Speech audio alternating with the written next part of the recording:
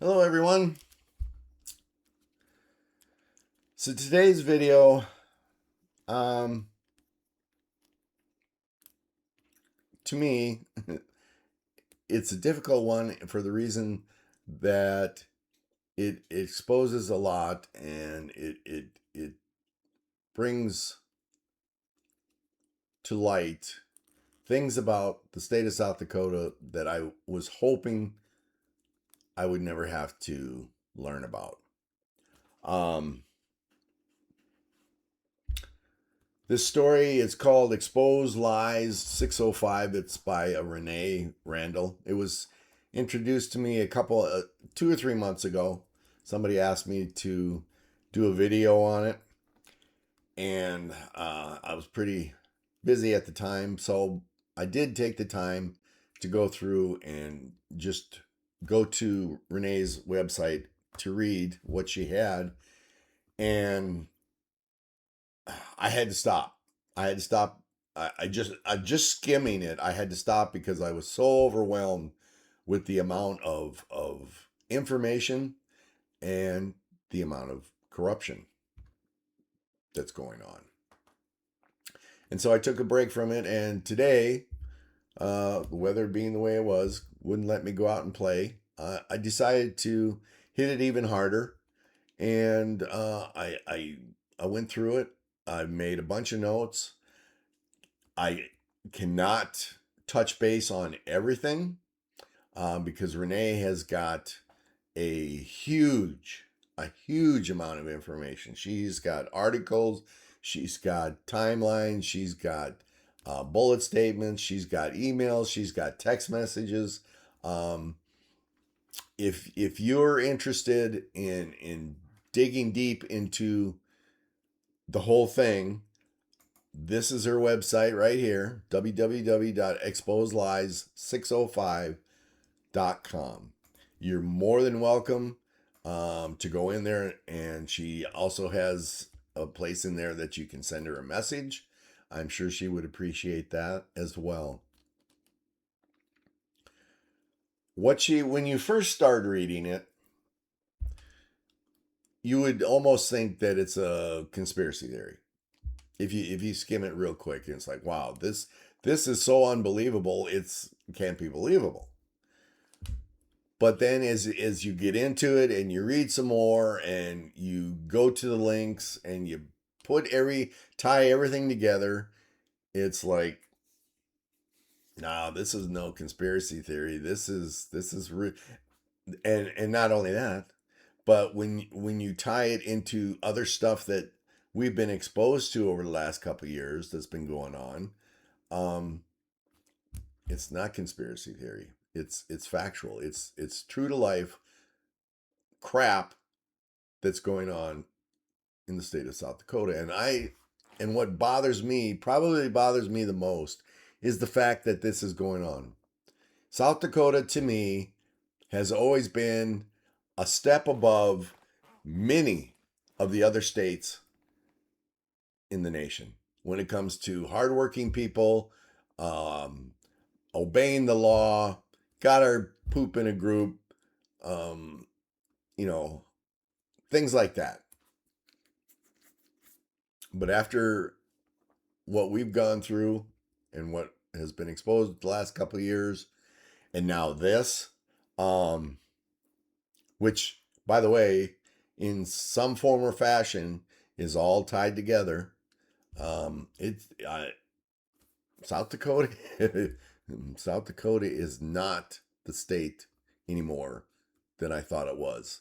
And what's really disgusting to me is that with all the law abiding, hardworking people that we have in the state, it's those people that can't follow the law and that are greedy and power hungry. Those are the ones that are ruining the state.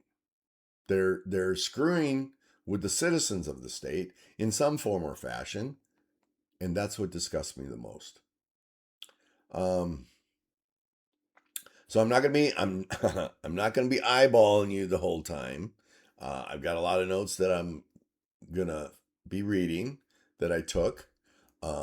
Most of it is going to be directly from Renae's website.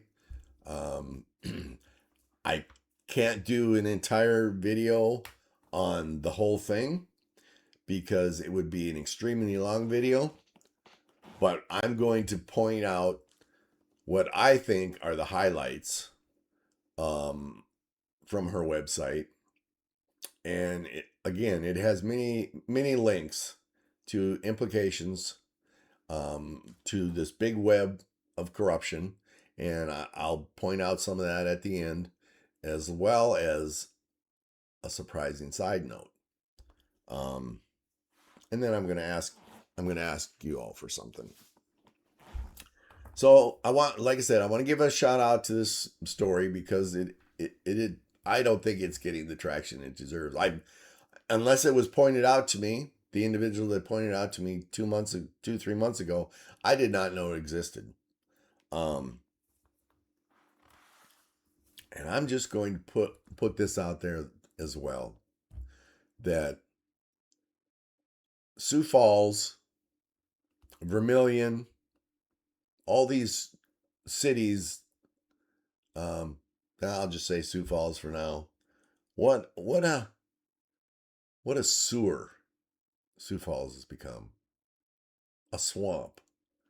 And then the politicians that are abusing citizens throughout the state, and most of those, some of the agencies that are sitting in Pierre, and you'll know what I'm talking about as I go through this, which sewer pits I'm talking about. It's crazy. It really is. Anyway, so this is a story. I want to start it this way. This is a story about an individual working in a pretty high place for the state. This individual, Renae, found out things weren't being managed properly, from what I gathered, and was trying to fix it, trying to make things good, um, trying to expose it and make people aware. And she was fired for trying to provide that transparency. And who is Renae? Who is Renae Randall? Well, she's just an average South Dakotan. She grew up on a hog farm by Del Rapids, South Dakota. She would go to Canby, Minnesota, Votech for ag business, and managed a contract hog farm for a few years. At 25 years old, she went to USD for in accounting, MPA, interned at a public accounting firm, then at the South Dakota Investment Council, SDIC, where she got hired as full-time in 2004. She would work 50 hours a week at the SDIC for the next 2 decades, building valuation models, managing convertible arbitrage, high yield bonds, and equity portfolios, eventually working her way up to senior investment manager, co-managing a $2.5 billion core equity fund. She bought an acreage by T and married the man that helped, she says, she married the man that helped me install my fence and build my shed. She has chickens and goats and enjoyed them immensely. Got a beehive when I was having troubles pollinating my garden, and eventually became president of the Big Sioux Bee Lovers Club. She loves nature, farming, and family. And why do I point this out? Like I said, she's just a regular, hardworking South Dakotan, minding her own business, going to work, doing her job, and she found out there was things amiss where she was working and tried to do something about it.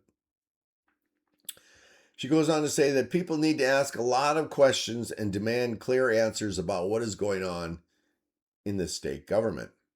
Every South Dakota citizen will feel the consequences of a malfunctioning and corrupt government.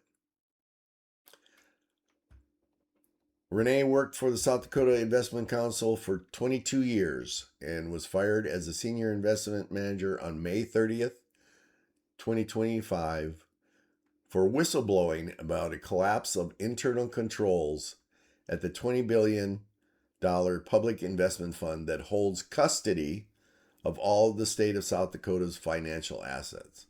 Holds custody of all of the state of South Dakota's financial assets. This includes the South Dakota Retirement System, SDRS, assets, several state trust funds, and the state checking account. The state checking account. This is a pretty big firm. Cash flow fund. State checking account, cash flow fund. She was then blocked by several state agencies for reporting it, as I was legally required. She had two different lawyers that told her they would help her file that whistleblower report to the AG office and file a lawsuit for wrongful termination. But both would eventually refuse after a few weeks and demand that she sign an NDA, non-disclosure agreement, and settle behind the scenes instead, which she never wanted to do. When she continued to refuse a secret settlement, she was brutally cyber attacked. The hacker hijacked her computer, phone, and several emails, social media accounts, and terrorized her. Calls wouldn't connect, emails wouldn't deliver. She couldn't communicate with anyone that could help her. She would eventually buy billboards to communicate with the outside world and post them in Fort Pierre, Sioux Falls, and Rapid City. But even then, complete silence from anyone in the South Dakota government. None of the people that should be responsible and held accountable did anything. Everyone looked the other way. And she goes on to state why it matters.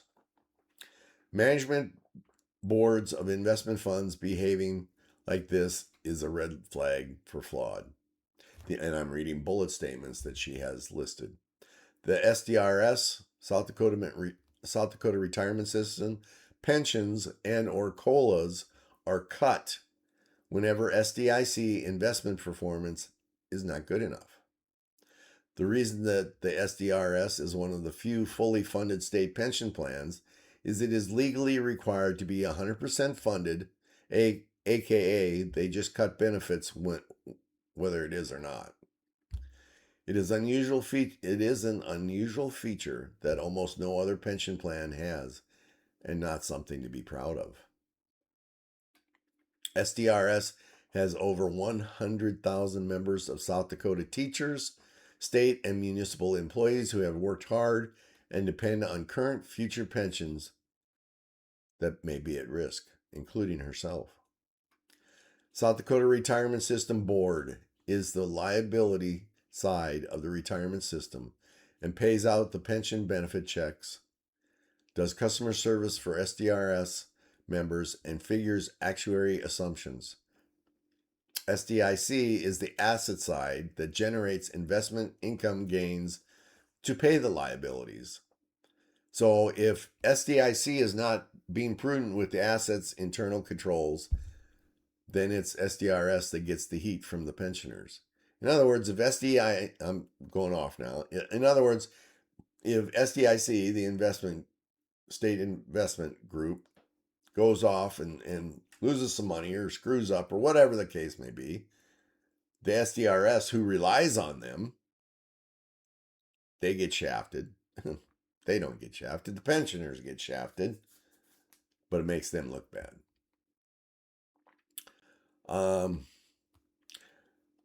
Like I said, then it's SDRS that gets the heat from pensioners. SDRS should be very upset about this incident that happened to her, but apparently not. Oversight agencies blocking whistleblower reports are concerned on many different levels for the proper functioning of efficient state government. State credit rating is at risk, increasing interest rates for the state and development projects. Extremely concerning behavior from South Dakota Bureau of Information and Technology. Again, I'm reading bullet statements. Lack of transparency and accountability in the areas of South Dakota government that are responsible for oversight. It's an ingrained culture, she states, of looking the other way. That sounds very familiar. Looking the other way to the lawlessness happening in the state. She goes on and says what my intentions are. Inform citizens of extremely concerning behavior of the SDRS, SDIC, South Dakota BIT, and of the behavior of the several oversight agencies that employees are supposed to report if they see concerning behavior. Encourage citizens of South Dakota to ask questions and demand answers. Work with others to find a solution to what seems to be a disturbing lack of transparency and ingrained corruption in the government of the state of South Dakota. And so now I'm going off of my notes that I put together. That was at what I just read you was at the beginning of her website. So first Renae was demoted because co-manager partner of a 2.5 billion core equity fund, Jan Zeke, lied to her about a yen currency derivative trade. She wasn't going to initially approve the investment trade, but was talked into it or pressured by Jan to go through with it. When Renae saw it was losing money, again, they're investing to make money for SDIC and others. If they screw up and start losing money, then citizens pay the price. When Renae saw it was losing money, she confronted Jan, and eventually Jan blamed Renae for the whole situation. When Renae went to Matt Clark, state investment officer, who, by the way, from what I understand, our legislators vote on his salary, and I believe her notes said that he just got a pay raise and he's making like $1 million a year or something like that. It's an astronomical, ridiculous amount of money that this man is making. When Renae went to Matt Clark, state investment officer, about the situation, he sided with Jan and pulled her off of the core portfolio and threatened to fire her if she tells anyone why she was demoted. That's harassment. Things started to spiral out of control, and Renae sends Matt Clark 3 emails, of which the last one includes the whistleblower laws. And I'm going to read 2 of them. One of them is SDCL 3-16-9. It's retaliation prohibited for reporting violations, abuse, or danger to public. No department, bureau, board, or commission of the state or any of its political subdivisions may dismiss, suspend, this is key, may dismiss, suspend from employment, demote, decrease the compensation of, or take any other retaliatory action against an employee because the employee reports in good faith to an appropriate authority a violation or suspected violation of a law or rule, an abuse of funds or abuse of authority, or substantial and specific danger to public health or safety unless the report is specifically prohibited by law. The provisions of this section do not apply to any employee who knows the report is false or was made in a reckless disregard for the truth. A state employee who is the subject of retaliation under this section may file a grievance with the Civil Service Commission pursuant to 3-6D-22 for purposes of an employee of a political subdivision. An appropriate authority includes any human resources department of that political subdivision, if any state's attorney or the attorney general. Yeah. Right. The other one, 3-6D-22, grievance for retaliation against the whistleblower. A civil service employee may file a grievance with the commission if the employee believes that there has been retaliation because of reporting a violation of state law through the chain of command of the employee's agency to the Attorney General's office, the State Government Accountability Board, or because the employee has filed a suggestion pursuant to this section. So she sent, like I said, 3 emails to this Matt dude, including the two of these whistleblower laws that I just read to you. They were sent to him at 4:47 p.m. on May 30th, 2025. 36 minutes later, or at 5:33 p.m., Matt fires Renae via voicemail with no explanation or reason. Now, I'm going off subject. Not off subject, but off the notes. I just read you the 2 laws. He fires her for no reason. The emails that she sent to him included not only but the laws, but it's told him that she has documents that's saying that things are going ass backwards in this company and we need to straighten it out, or I'm going to go and report it to the rest of the workers. Anyway, he broke the law. He broke the law. Renae then contacts the SDIC board to inform them of what happened with Matt Clark. They did nothing. She then forwards a set of documents I was just talking about, 50 pages worth of what has been transpiring to the chairman of what has been transpiring. She reported to the chairman of the board, Lauren Copesbill. No replies. She then sends an all-staff email informing them about what happened. No replies from the staff. And I can only imagine why she received no replies from the staff is because they were afraid that they too may be fired. On June 5th, the board sends Renae a non-disclosure agreement, which she received on June 26th. The August board meeting had a meeting and rejected a request for her reinstatement.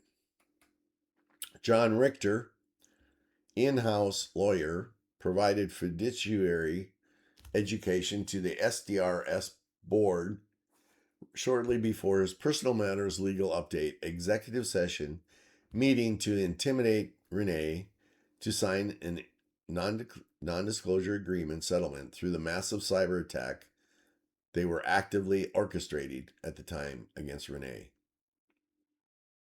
John Richter is also the president of the South Dakota Bar Association, which is probably the reason Renae has such difficulties finding a lawyer that doesn't demand she sign the NDA. So in other words, they were threatening her. Sign this non-disclosure agreement, which would shut a person up. I mean, you can't, once you sign this, you can't open your trap and say anything. She said, oh, no, I'm not going to sign this. So they put pressure on her and attacked her, cyber attacked her, shunned her, whatever. And I want to interject this while we're at it. And this is part of the web of corruption or whatever you want to call it. When back in 2024, when people's petitions started getting rejected, there were many, not only from the South Dakota canvassing group, but others that were trying to get lawyers to seek accountability or to prevent this. And there was not one lawyer that would take it on. There was one, I've got it in another video, I don't remember his name. There was one, they were just getting ready to start the process, and then all of a sudden he mysteriously said, oh, I gotta retire. I can't do this. Nobody could find a lawyer, just like Renae couldn't. States' attorneys were threatening lawyers within the state with disbarment if they helped anyone with these cases. And that's probably what happened to Renae as well. Okay, back to my notes. Department of Legislative audits most South Dakota agencies for the annual comprehensive financial report for the state of South Dakota. Renae reports the incident to Department of Legislative Audit June 23rd to make sure it is dealt with in the fiscal year 25 audit, as fiscal year end is June 30. Russ Olson, I'm reading Ebola statements again. Russ Olson confirms they received the report and they will let the AG lead on what to do next. Right. Issued clean audit for fiscal year 25 in September with no further communications. At least they say several times in the FY25 report that they don't look for internal control issues. And apparently, even if a whistleblower reports to them directly, they still aren't going to look. If this is the quality of audit work, legal audit work, how long has it been since any agency in the state of South Dakota has effectively been audited? It's a good question. Is South Dakota really a AAA credit rating? Could be a nightmare for fuel for bond investors. Then she goes on, Mallory Barnett, attorney for Civil Service Commission. These are the steps that she took, as I mentioned earlier, to try to report what was going on. First contact, Mallory Barnett on June 11th, 2025, but receive no reply.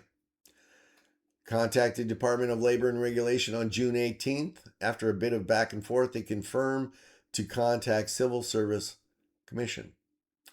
Second contact to Mallory Barnett on June 20, but she is out of office that day. June 27th, Mallory replies without legal citation that Renae is not a civil service employee and refuses to take the report. Then GPNA, Gunderson Palmer, blah blah blah, law firm out of Rapid City. It's, as far as I'm concerned, it's a crooked law firm.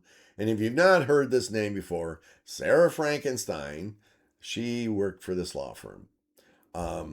So contacted them, in which Sarah Frankenstein did a case analysis on November 14th, confirmed with opposing counsel Wood Fuller law firm Melanie Carpenter, representing SDIC and Matt Clark, that Renae is not a civil service employee, but GPNA doesn't seem to look it up to verify.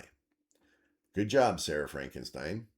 Although on October 16th, GPNA was looking into a due process violation because they couldn't legally figure out how Renae wasn't a civil service employee. She was a civil service employee, but apparently never followed through on that research. Good job, GPNA. And they get paid a lot of frickin' money for their screw ups, don't they? Darren Seeley, BHRA Commissioner and SDRS Board Member, is the agency head of the Civil Service Commission. So then Renae went to the AG. Renae's AG office interactions. Renae wanted a lawyer between her and the AG office as a third party involved, since she was having such odd problems with reporting it to other departments and getting anyone to look into the incident. Renae would contact the AG office web submission once on June 18th and again on June 20th. Hank Prim, who worked out of the AG's office, would follow up on June 23rd. Then they had a little back and forth for a few months, which happens with the AG's office if you've ever not gone through them. Then Renae sends him a notice of claim of wrongful termination on October 14th. That notice was supposedly hand delivered to Marty Jackley's AG office. No, it was delivered to the office on October 8th, according to the GPNA law firm. Renae was told by GPNA law firm that she could only report some of her AG summary questions and tell the AG about a person who might know something. Renae got the feeling she was not going to be allowed to be interviewed about this. Renae was also told by the law firm GPNA several times that she could only file the AG whistleblower report after she settled with the SDIC. That settlement would include Renae agreeing to change the involuntary retaliatory termination to a voluntary termination. Therefore, they would have no crime to investigate. In other words, they wanted her to basically drop everything. Just no, don't file nothing, and everything will be just fine then for you, because then we don't have to do our job and investigate anybody. Legal citations were never provided by GPNA law firm as to why Renae had to settle before she could report the whistleblowing incident. Renae has not heard from Hank Prim from the AG's office, nor anyone else from that office since, and she never will. Renae is currently unsure of GPNA and AG office interactions. After hiring 2 different lawyers to help me with this report filing, Renae has not been successful in filing a report with the AG office yet. Oh, so she did find a couple lawyers. And so she says here that she will wait until 2027 to file, though. That could be changed, but anyway. So in her interactions with, she goes on and she points out her interactions with Sarah Frankenstein. Did you know, by the way, that John Thune hired Sarah Frankenstein to work for him up there in DC? Yeah.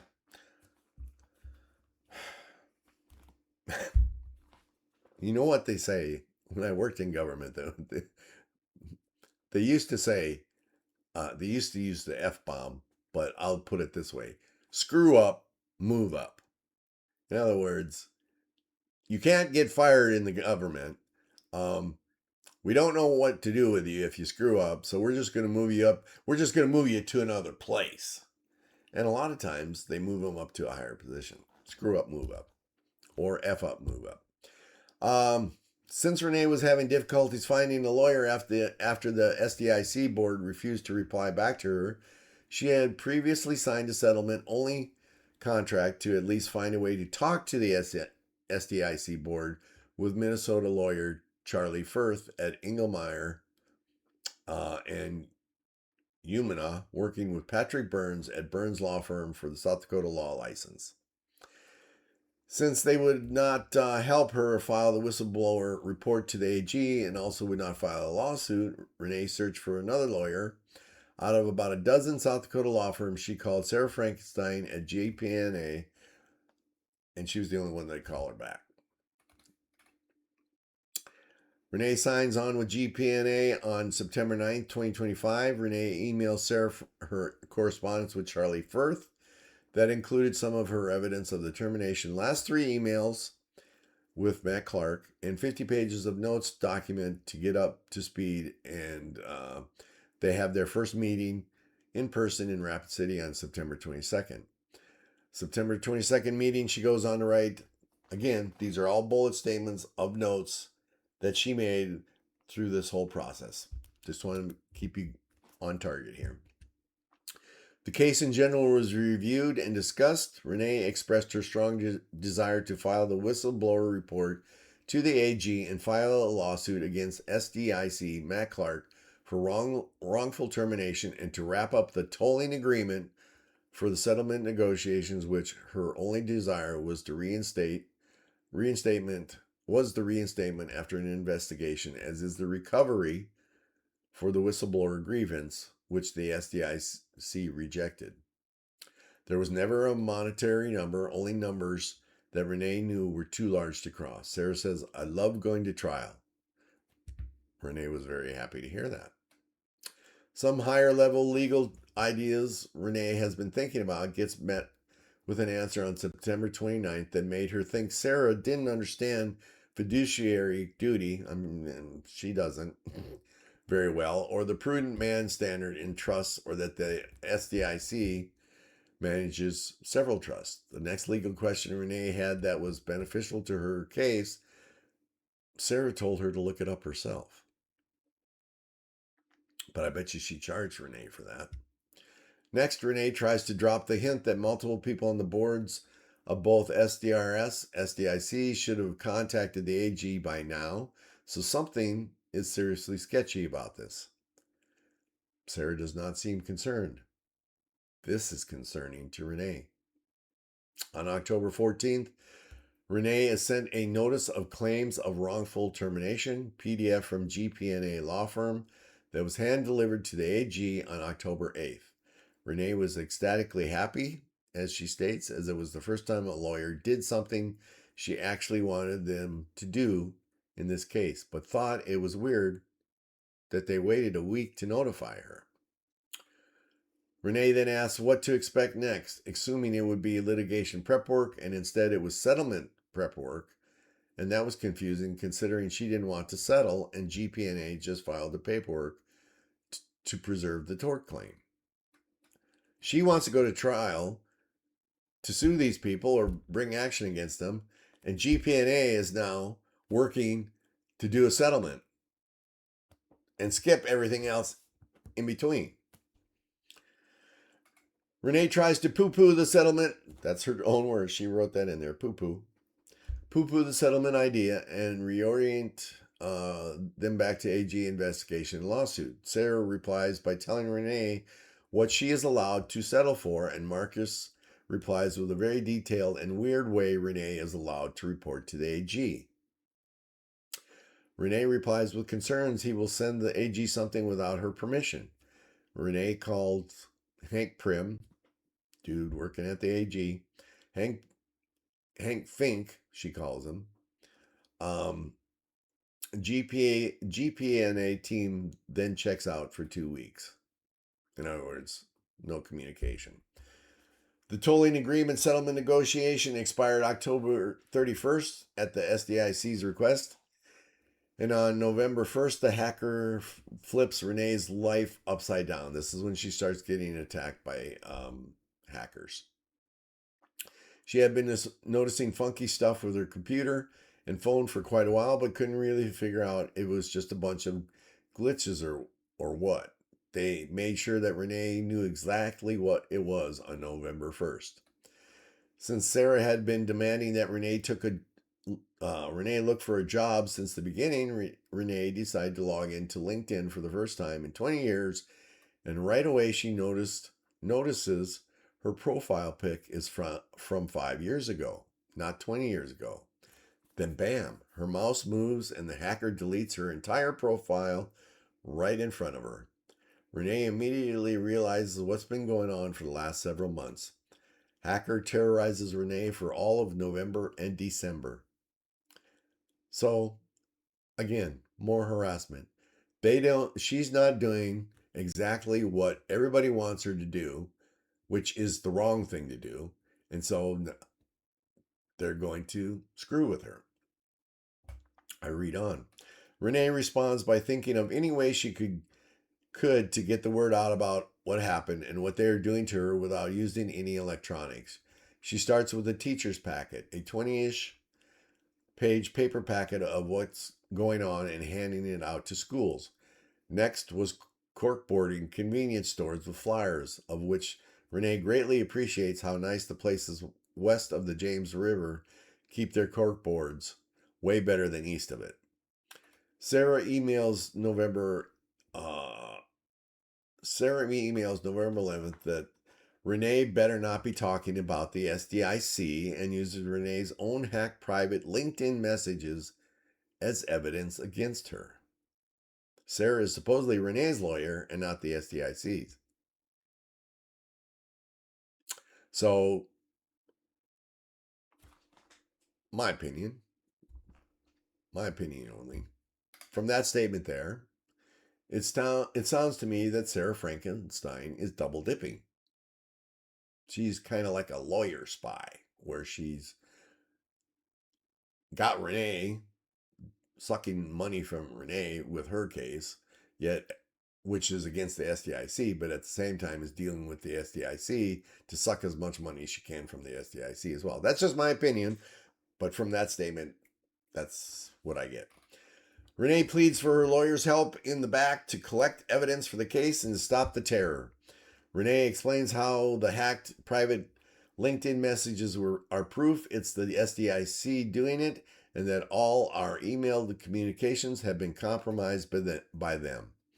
Sarah emails back into the compromised email account with only concerns about the settlement and demands Renae to send all her and her husband's private financial information through an email account to give to opposing counsel.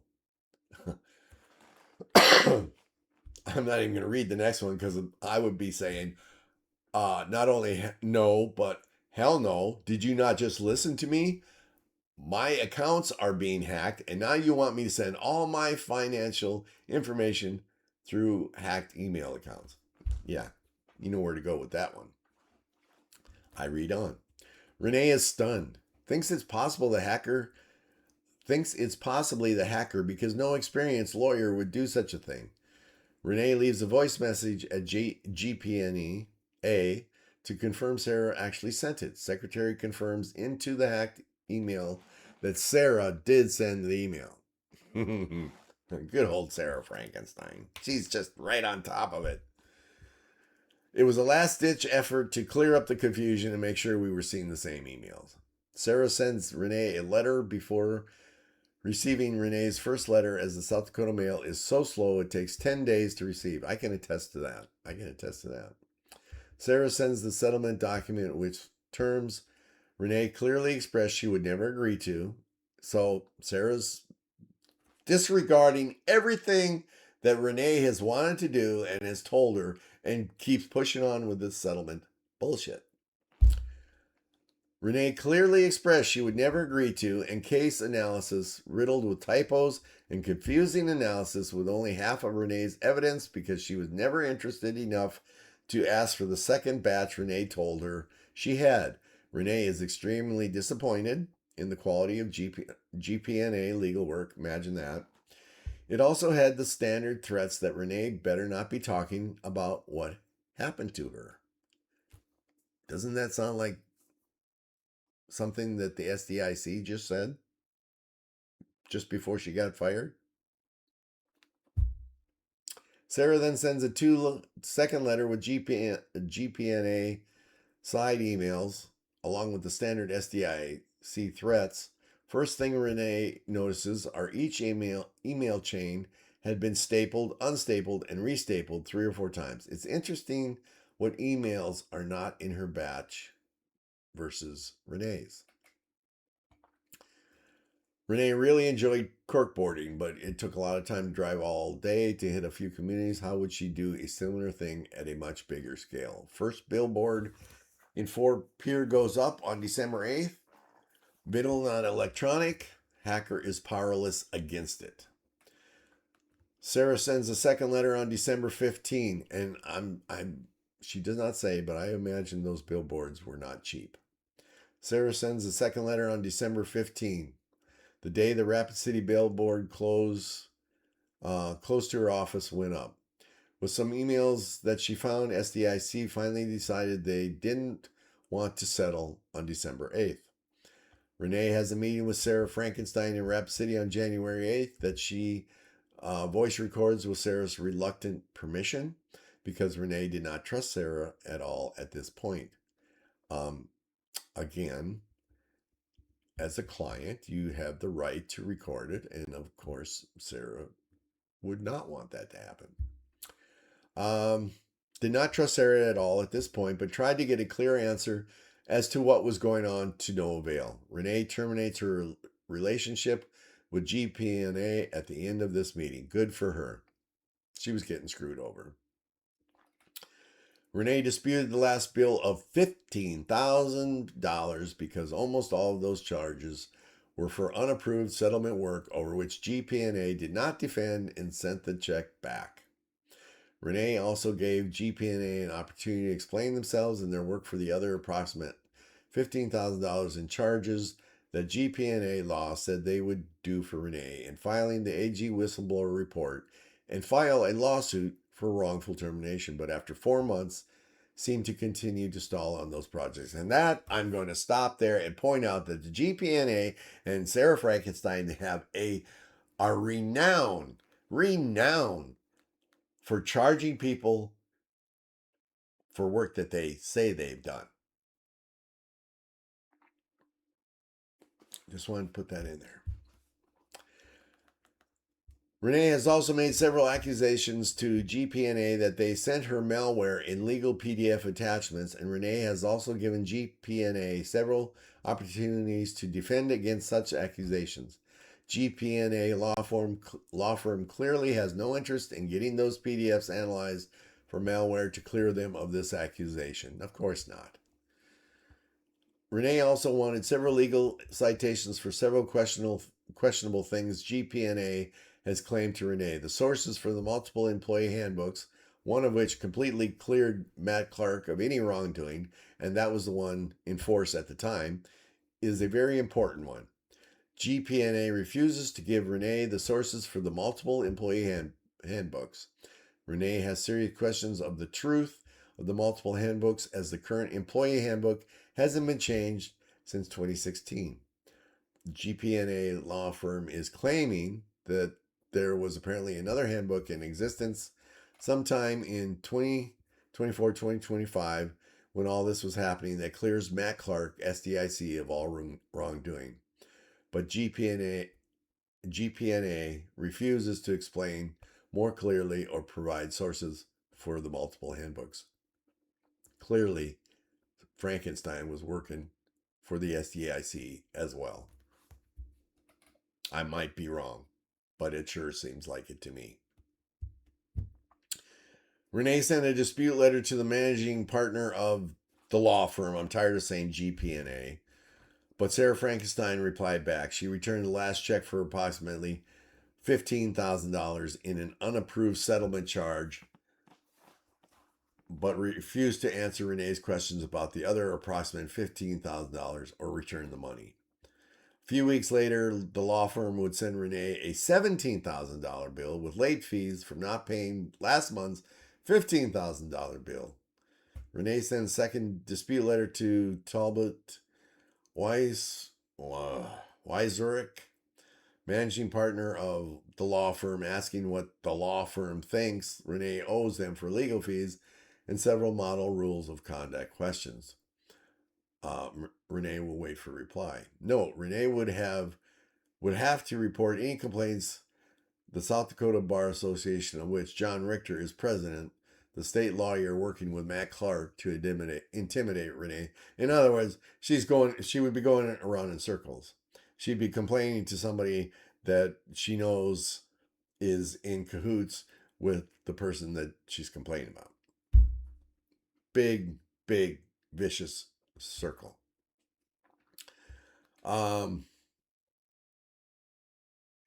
Renae would be very interested in hearing other stories of GPNA law firm clients being treated like this. If you have any experience with the law firm, contact Renae through the website. She'll check back in the future with any updates of what's been going on. So there you go. If you've had any dealings with Sarah Frankenstein or the law firm, and it turned out crappy, contact her. And let her know.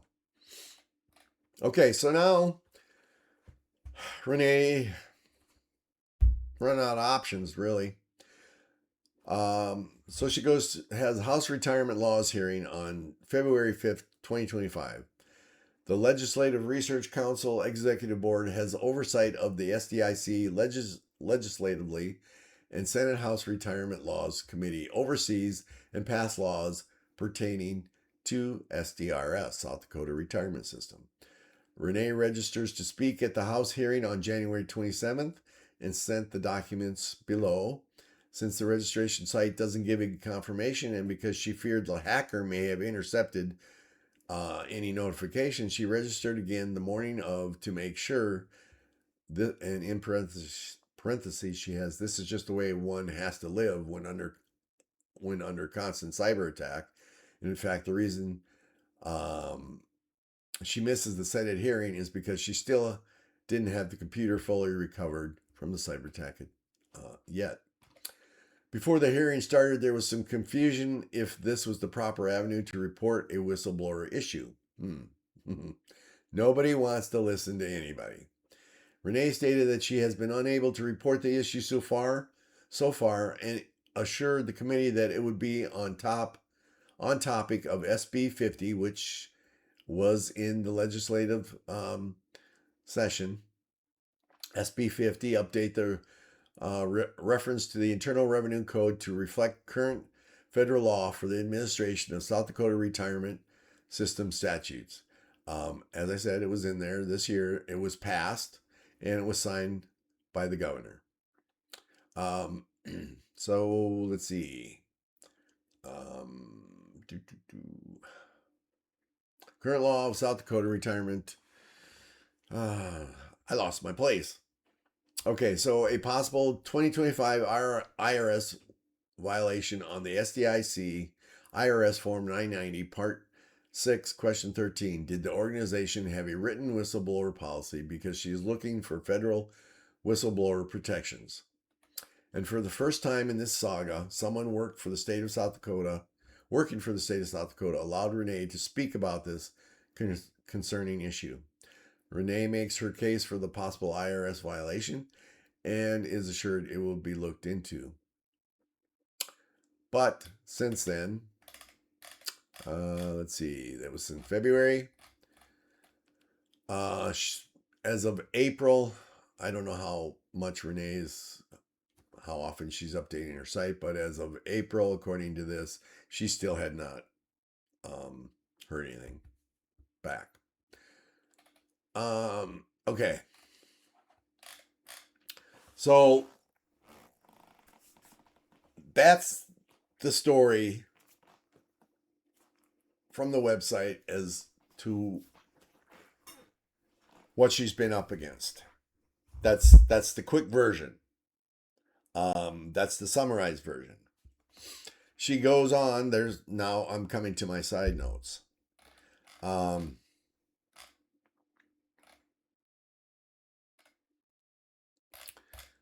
Side notes that she has in there, and this is stunning to me because I did not know this. So James Bialota, if you're not aware, he was on the ballot on June 2nd. He ran against Marty Jackley for U.S. House of Representatives, and he lost. There is a YouTube video titled "Rules for Thee and Not for Me." Where have you heard that before? Prosecutor refuses to prosecute South Dakota AG on corruption. So if you go to the YouTube video titled "Rules for Thee and Not for Me," prosecutor refuses to prosecute South Dakota AG on corruption. In that video, James is asking the Hughes County State's Attorney why they will not prosecute Marty Jackley with the clear evidence of crimes. And James' accusations are this: South Dakota Attorney General Marty Jackley hid secret employment from a Washington, D.C. business where he sat as a board of directors, which is illegal to have a separate employment, and theft. He cites South Dakota laws. I'm not going to repeat those because after a while they become tongue twisters. And then the employment payout appears to be grand theft. Grand theft times 2 years. The current Attorney General committed perjury on his ethics forms in South Dakota to hide the illegal employment for several years. We can prove at least 2, according to James. The AG then filed the falsified documents with the state offering false or forged instrument for filing, registering, or recording. That's a felony.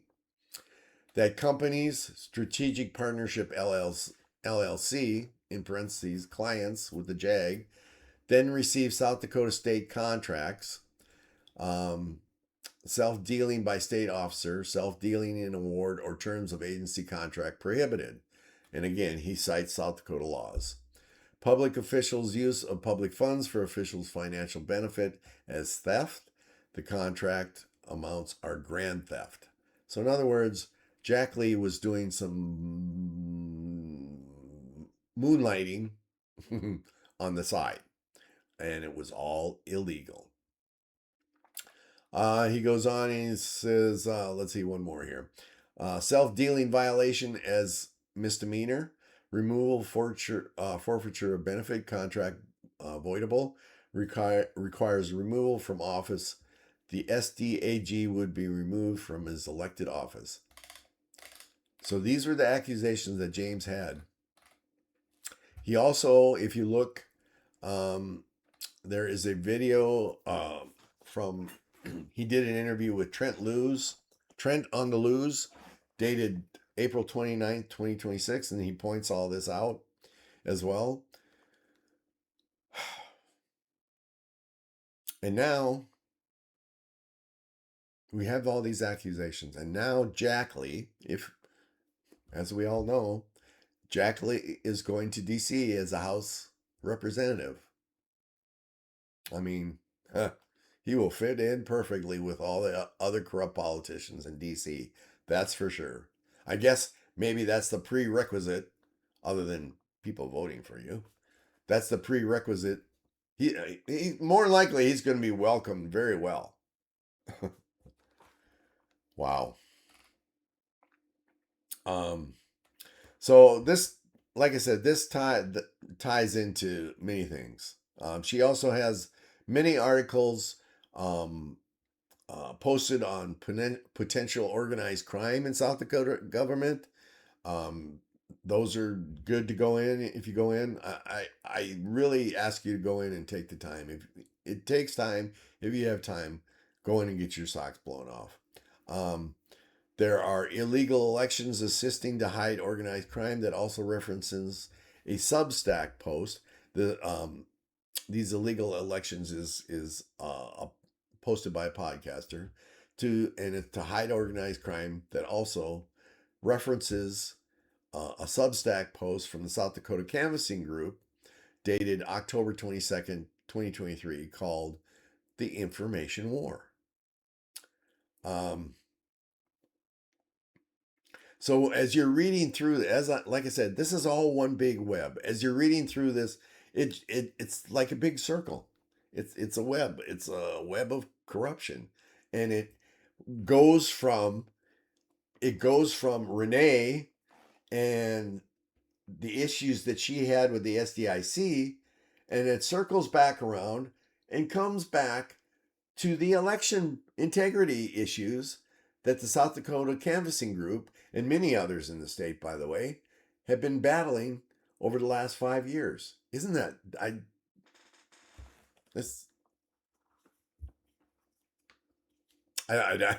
don't have the word to describe it. It's amazing, I guess. No, I wouldn't call it amazing. And if you think about it some more, how far down does this go? I mean, in the local county here, with election integrity, does it also then tie into our state's attorney in connection with Sarah Frankenstein going around the state and convincing county commissioners to reject the petitions of the citizens? We all know the big issue, and Thune not wanting to do the Save America Act. You would think that what Renae went through in elections, apples and oranges, right? Apples and oranges. But it's all tied together. Or our Sheriff Dave, arranging secret meetings with Summit Carbon Pipeline. I mean, What's to say just my opinion, but what's to say that that's not tied in somehow, right? Good gracious. Like I said, I don't know how long this video is going to be. I just hit an hour. Just hit an hour. Skimming through what Renae had this morning took me about 3 hours. And that's skimming through it. I mean, if you go into all the links that she has, and through all the 50 documents that she has, it's emails, like I said, emails, text messages. If you go through all that, it'll make your head spin, but it can make it spin in a good way because you're learning what's actually happening, what's going on, stuff that we don't hear about through our beloved news media in South Dakota, the biased reporting that they do. But it's good information to know, because if you want to know it, I guess, if you want to open that can and see what's really going on in the state, a lot of people don't want to.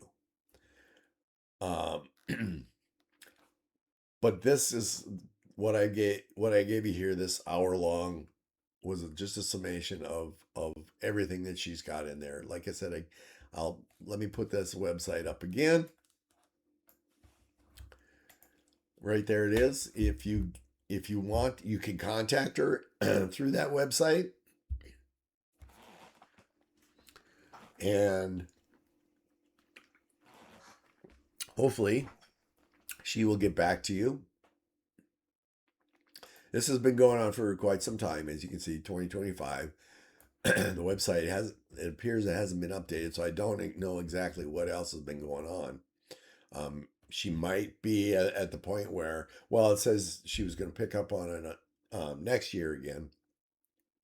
But with everything that's going on, excuse me, everything that she went through there is exhausting. It's very exhausting what she went through, because and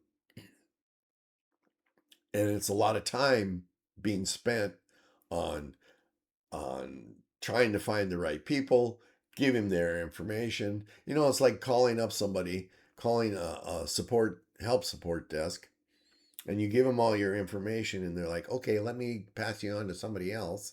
And then you get passed on to somebody else, and they're like, so what's your problem? And then you've got to give that whole spiel all over again.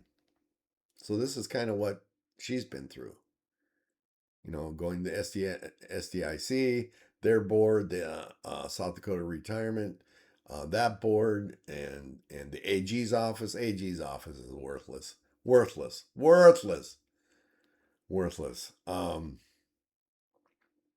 then GPNA and other law for it is a long drawn out, exhausting process. So anyway, I'm rambling. Sorry. Please share this with as many people as you possibly can. Again, my videos, I don't get paid for my videos. I don't want pay for my videos. All I want is to inform people, and we need to shed the light on this story and others that are happening within the state. I know there's a few of you out there that are going to hear this that have some pretty close ties with our new Attorney General, Mr. Lance Russell. Please contact him for me and see if he's aware of this. If not, put him in the right direction. This is something with the web of corruption that is out there, and how far out it goes. This is something that Mr. Russell, I really feel, needs to investigate, because this could implicate a lot more people than just Matt Clark and Jan at SDIC, and Jack Lee.